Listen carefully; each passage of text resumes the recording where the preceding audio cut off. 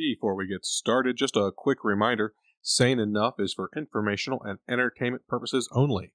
It is not a substitute for professional medical advice, diagnosis, or treatment. Please consult with a qualified healthcare provider for any health concerns.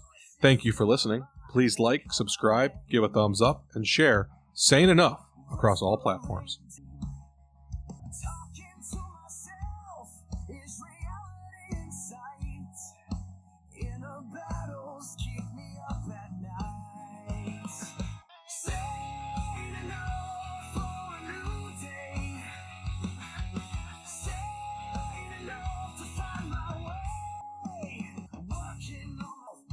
My name is Coach Eric. Welcome to Sane Enough. Today's episode, we are going to tackle a skill known as anchoring. Anchoring is a technique used to associate specific stimulus, we also will call that a trigger, with a particular emotional state or response. In other words, you're going to have this stimulus or this trigger, and it's going to make you feel a certain way. It's going to prompt an emotional, mental response to the specific trigger and stimulus. And the idea behind anchoring is you can make that an assignment. So this is done by repeatedly pairing that trigger with the desired state.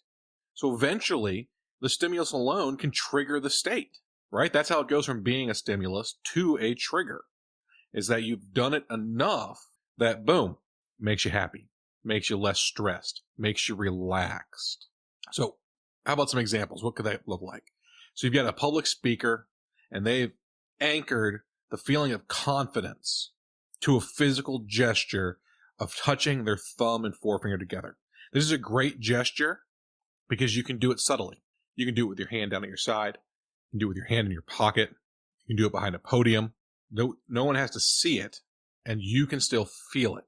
And as you're doing that, while you're up there on stage, while you're behind the podium, while you're backstage, you're ready to go in, you start to feel that confidence because that specific sensation, that trigger, has been associated with good, with confidence. And so now it helps you. You see this with coaching. A coach can help you anchor a feeling of calm to a specific word or phrase.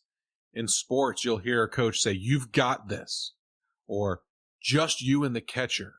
Things that will, in theory, calm down the player. Now, the problem comes in when the coach and that player haven't done it often enough that actually triggers stress relief instead of triggering stress. And we'll stay with baseball here for just a minute, as the other side of this coin is if you haven't associated just throw strikes. That's a phrase you hear all the time in youth sports. Just throw strikes. If you have not associated that, but with reduced stress, there's a good chance you have associated it with increased stress. So now that young man is out there on the mound, or that young woman is out there on the mound, and she hears the coach yell, "Just throw strikes." And the stress levels go up because she's anchored her coach's desire for strikes, the phrase "just throw strikes," with a negative feeling because it's only used when she's not throwing strikes. So you see how that works in both directions? The coach could have said, "You got this," and associated that with a belief and a confidence in her ability to throw a strike. Or they could have anchored a negative belief that you're not going to throw strikes and yell something like, "Just throw strikes," as if she doesn't already know that that's what she's trying to do. So with anchoring, you can make it be positive or you can make it be negative. You can make it be physical, like rubbing your fingers together. You can make it auditory, hearing something be yelled. You can also make it be visual. So let's say you've got somebody who plays an instrument and they're in front of a crowd. And so the visual cue for them may be when the lights dim and come down. It may be when the curtain comes up. There's going to be that visual cue that it's game time, ready to perform at my best because I see that the composer has the red flower lapel today. And every time the composer has the red flower lapel, I kick butt, right? So it can be visual, it can be physical, it can be auditory, but it has to be practiced. And you have to be careful with it because it can be a negative just as easily as it can be a positive.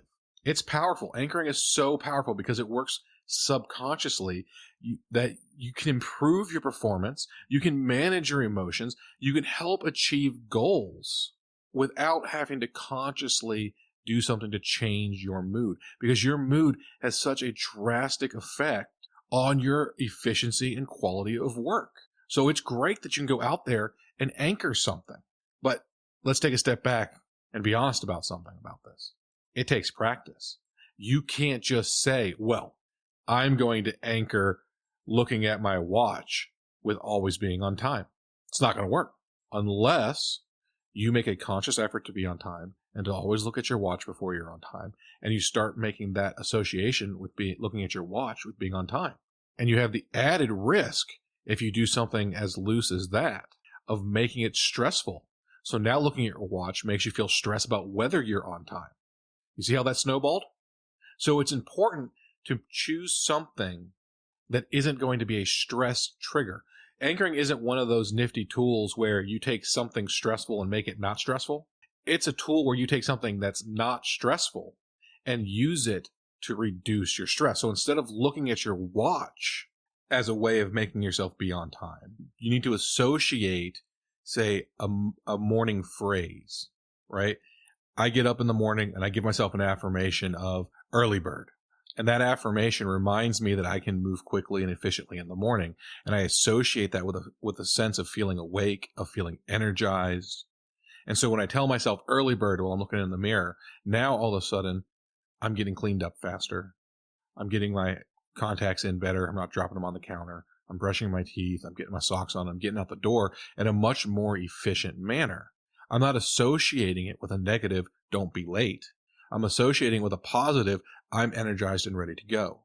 And that is what is going to speed me up, not stressing about whether or not I am on time. So it's not anchoring to look at your watch to make yourself on time, but it is anchoring to associate the phrase early bird with feeling rejuvenated in the morning, with feeling energized, and with feeling efficient and ready to go.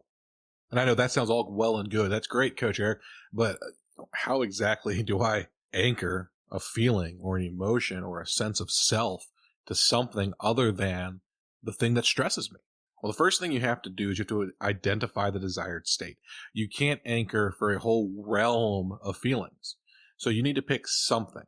So maybe you think about a time when you truly, truly felt confident. You ask yourself, what did that feel like?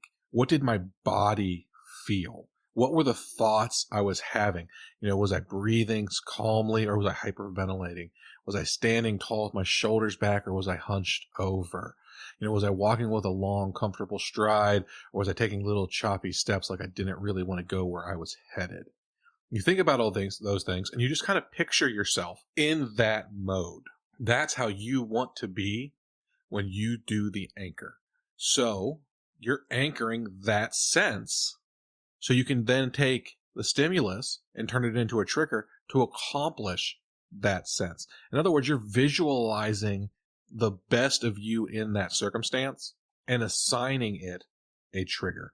So you have to choose the trigger, though. It's got to be something unique and it needs to be discreet. We talked about, rubbing the back of your hand, rubbing fingers together. So you can do that in your pocket or behind your back. You can do it with a phrase that maybe you can say in your head as well as you can say out loud. Maybe it's something that that's part of your uniform. Now the risk with that, we use the red flower on the lapel as a trigger. The risk with that is what happens when the conductor shows up with a yellow flower. Are you now giving yourself an unnecessarily nervous trigger? So you need to consider that in your options. Is this something that is always going to be available to me? So I prefer it to be something that is connected to me, not a trigger that is connected to the outside world, because then I have control of it. And that's very important for my well-being, is that I can control my own triggers. So I like things like tapping. I like things like rubbing your fingers together, like stretching your fingers out, getting up on your tippy toes and stretching out your legs. Phrases are great because you can just kind of use them as a mantra. You got to choose something that works for you, that maybe is related to the desired state, so it makes it even easier. And then you need to associate them, right? So you need to find a quiet place where you can induce the desired state. Someplace where you can close your eyes take a few good deep breaths, maybe do some box breathing. And you need to do the visualization, recalling the memory of you feeling confident. See, in this one, we're doing confidence still. So you're going to relive that experience. You're going to remember what you felt like when you were confident. You're going to remember what you smelled like when you were confident. You're going to remember how you breathed when you were confident, what you were wearing, what you were feeling, what you were looking. You're going to puff that chest up. You're going to have those shoulders back, chin up, making eye contact, good, comfortable strides. I was my best me. I'm going to see that. And then I'm going to pair that with the anchor. As you peak, as you hit that just absolute best of your confidence, start performing the gesture. Either repeat the mantra or rub the back of your hand or rub your fingers together. Repeat it several times. And then take a breath, calm down, and start over. Do it again. You're calm. You're focused. Your eyes are closed. You're visualizing you at your best. You're seeing yourself walking proud. You're seeing yourself with your head high. You're seeing yourself making eye contact, taking good strides, taking good deep breaths. Nothing choppy about you, not your stride, not your breathing, no stress. You're confident. And the entire time you're visualizing this, you're rubbing your fingers together. And you're assigning that anchor to that sensibility, that feeling. And you're going to do that 3, 4, 5 times. Again, that's why you need to be alone. That's why you need some privacy. That's why you need some quiet. So that you can really focus on you and not the outside distractions. And once you've done it a few times, then you need to test it.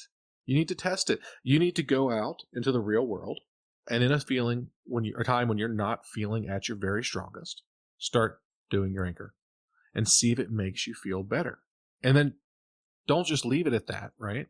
You're good, but you're not great yet. So if it's working and you're feeling a little bit better, go home, go to a quiet place, and let's practice some more. Reinforce the anchor. Continue practicing, continue pairing the gesture, continue utilizing it as frequently as you need to, so that anchor will become a stronger and stronger trigger. And then use it in the whole wide world. So the first time you went out, you needed to use it in a comfortable setting. This time, go use it in an uncomfortable setting. Really put it to the test. And when you really put it to the test, that's when you know you've locked it down. So the important things to remember from this is it needs to be unique. It needs to be discreet. It needs to be something that isn't going to be associated with a stressor. It needs to be something that isn't going to be something you commonly do. It can't be looking at your watch. It can't be looking at your phone. It needs to be something that is unique to the trigger anchor combination so that you can really have that strong bond. So it's not, oh, wait, was I trying to trigger something there? Or is it just 11 o'clock? And be patient. It's going to take time to develop the anchor. You're going to have to practice it multiple times. You're going to have to use it in comfortable settings. Then you're going to have to go out and use it in uncomfortable settings. And it may not work great the first few times you do that. Those settings are uncomfortable for a reason. And anchoring is hard. It requires a lot of commitment and practice. So you go out, you do it again, and you do it again, and you suddenly start to connect that action, that gesture, those words with the result you want. And the nice thing is, you're not limited here to one anchor. If what you really, really, really want is confidence and you're really, really going to focus on that, assign multiple things to it. If you really, really, really want to work on relaxation, assign multiple things to it. Maybe for relaxation, you're going to do the rubbing on the back of your hand. You're going to anchor that. And then you're also going to take an auditory stimulus and you're going to have a song, a nice calming song that always is going to relax you. And you're really going to use that to focus on an almost meditative state every time you hear that song. Don't choose something that's coming on popular radio all the time. You're going to be driving down the street falling half asleep. But you can then also assign verbiage to it. You can have an anchor that says, I am calm and confident. I am calm and confident. And you can keep saying that so that it can help you to relax. And you can have all three of those triggers, all of them assigned to the idea that you're calm and confident or that you're relaxed. And then you'll have multiple tools in your toolbox to help get you to that stage. If you're having trouble with it, if you're having trouble anchoring a positive state and you're starting to feel like, man, you can go the other direction with this. You can trigger negative consequences, negative feelings, and anchor one of those. I promise you're already doing that. You just haven't identified it. So rather than create a new one, why don't you start looking at the world around you and find one of those triggers that's negative for you that's out there already. I gave a great example from a pitching coach's perspective, telling a kid, you've got this, versus telling a kid, just throw strikes. Well, I can tell you as a person in the stands, I can tell you when I'm announcing a game, it doesn't matter what role I'm in, a parent of the player or just somebody on the sidelines. When I hear a coach say, just throw strikes, it triggers for me a negative response. And that dates all the way back to when I was a kid. That is out there. It's real. And that's how I know anchoring works, because I know that the negative anchoring happened in my life. And if I can anchor something negative and still feel it as an adult, I can anchor something positive. I just need the repetition. It is very, very powerful. Anchoring can be a tool that helps you improve your performance. It can be a tool that helps you manage your emotions.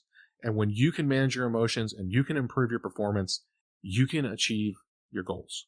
And that's what this is all about. It's about improving your mental performance. It's about improving your physical performance. It's about improving your emotional well-being.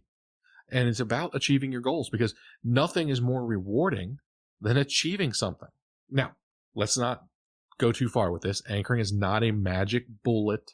It's going to work the very first time you practice it. And it's not a cure-all.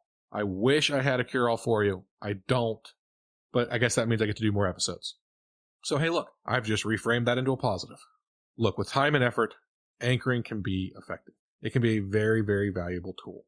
And now that you know about anchoring, you can use it to identify negative anchors in your life, see those for what they are, and start to remove those triggers and those associations so that you don't put yourself into a bad mood or a less productive mood or a poor quality mood over a gesture or a phrase or a sound that you're associating with something bad that may not even be related to the moment you're in at that time. There's very likely anchors from your youth, triggers from your youth, that still make you mad today, and you don't even know it. They happen, you get into a bad mood, and you've never identified that there are negative trigger anchors out there for you.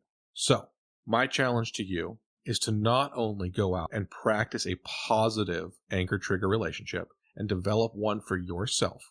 I want you to experience the negative ones in your life and start identifying those, start writing those down, because once you have identified it, you can take the power away from that trigger just as easily, if not easier, than you can give it power. Because giving it power takes lots and lots of practice. You're halfway there to taking it away by just identifying that that power is there and you don't want it to be there. Thank you for joining me on this episode of Sane Enough. I'm Coach Eric. Let's trigger some positive emotions. And don't worry, I haven't forgotten about our song for today. This season's all about visualization songs. So we're going to use a really fun song called One of Those Days. And we've all had one of those days. And this little number just kind of puts it to voice for us. So think about triggering some positive emotions. Think about how little changes can make big results.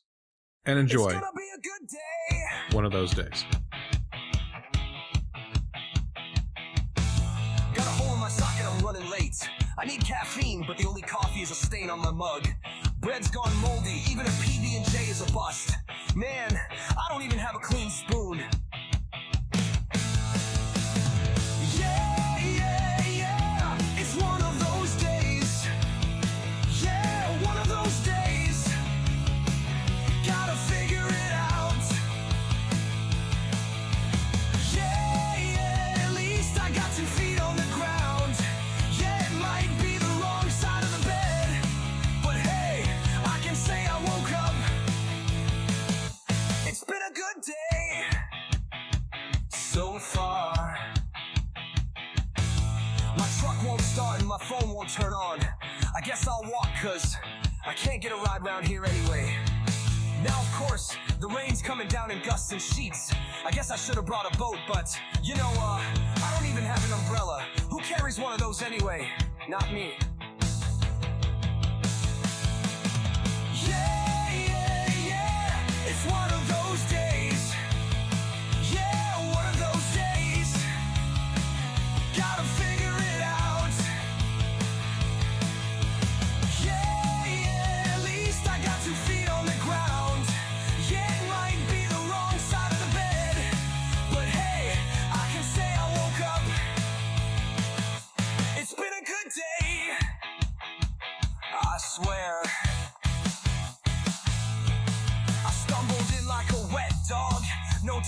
sight. Maybe I should just call it a day. Hell, I should call it a night. And then a stranger bought me a brew. Yeah, man, you know I needed that. It just shows a little kindness goes far. Now I'm sitting here making friends at the bar. Someday this will be a good story to tell. Good times to have, no time to dwell. So let's order wings and fire up the jukebox. Next round's on me. Maybe, just maybe, things do turn around. If you look, kindness can always be found. A stranger's smile, holding the door, and an open stool.